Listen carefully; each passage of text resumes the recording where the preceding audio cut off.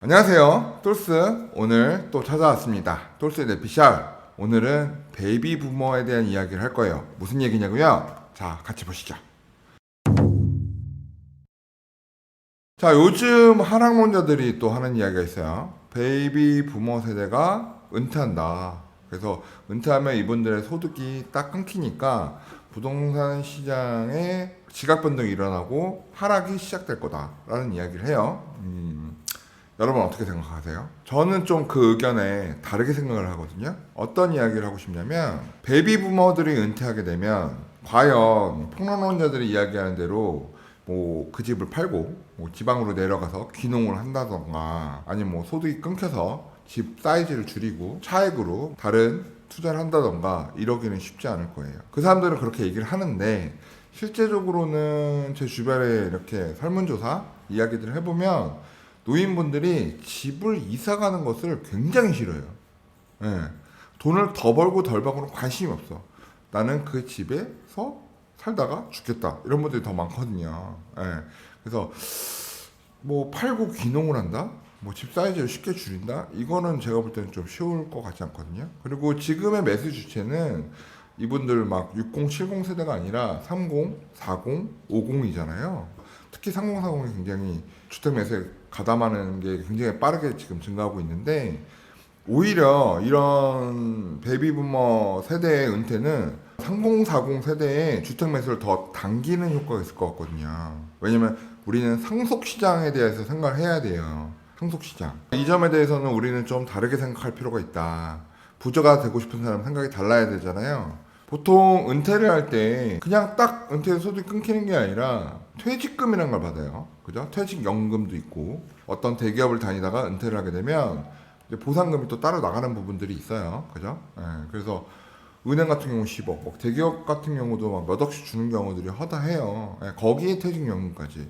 그러면 그 돈들이 또 어디로 갈까도 생각을 해봐야 돼요. 단순히 그렇게 은퇴를 준비하시면서 은퇴하시면서 회사로부터 마지막으로 받은 자금들을 은행에 넣어놓고 현금에서 야금야금 꺼냈을 것인가?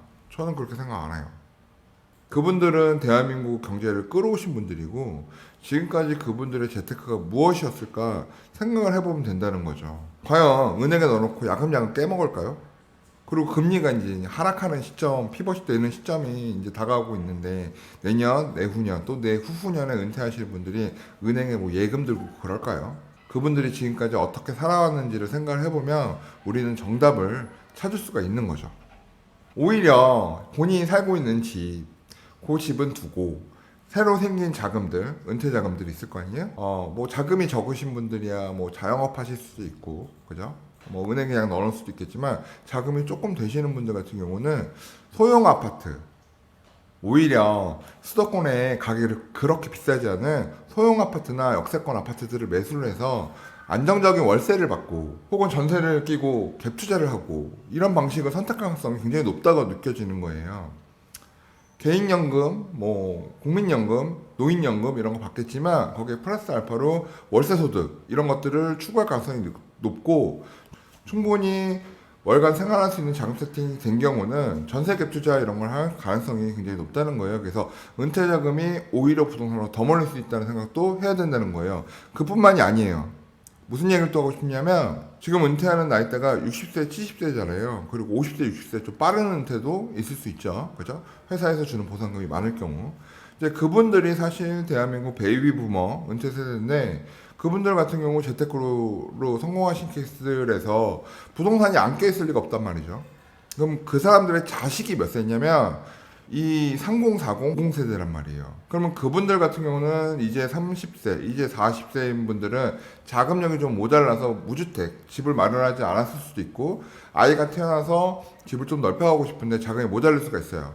그러면 은퇴 자금의 일부를 상속 증여해 줄 수 있다는 거예요. 이번에 세법 개정안도 나왔지만 상속에 대한 공제 부분이 5억까지 또 늘어나려는 분위기가 있잖아요. 그래서 그것까지 더 가세하게 되면 일부를 상속 증여를 통해서 아빠는 엄마는 이미 경제적 자유 뭐 노후에 돈 쓸 일이 그렇게 많지 않더라. 그래서 연금이랑 월세 수입이나 이런 거 세팅이 끝났으니 이 남은 돈은 내가 갖고 있어봐 소용이 없으니 네 명의로 집을 하나 사자.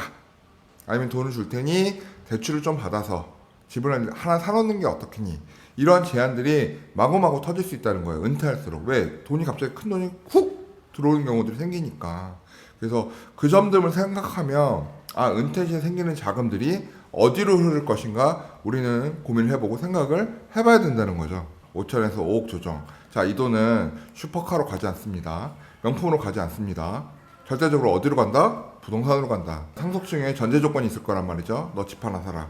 베이비 부모 은퇴 세대들의 은퇴 자금 과연 어디로 갈지 여러분 다시 한번 생각해 보시고, 과연 폭락론자들의 말이 맞을지, 과연 베이비 부모 세대 은퇴가 대한민국 주택 가격에 폭락이나 조정을 가져올 건지, 오히려 3040 세대의 주택 시장 진입을 더 가속화시킬 건지에 대해서 생각을 해보시면 하락론자들 이야기가 틀릴 수도 있구나라는 생각을 해보실 수가 있어요. 그래서 늘 긍정의 자세로 생각을 하시고 시장을 바라보시는 게 자산 형성하시는데 도움이 되실 거라고 저는 생각을 합니다. 자, 오늘 똘스 베이비 부머 은퇴에 따라서 주택가격 하락할 것이다라는 이야기의 반론을 조금 제안해 봤어요. 한번 들어보시고 좋은 시간 되셨다면 구독, 좋아요, 알림 설정 해주시면 감사하겠습니다. 자, 오늘은 여기까지 하겠습니다. 또 찾아올게요. 오늘의 영상 도움이 되셨나요? 구독과 좋아요는 저희에게 큰 힘이 됩니다.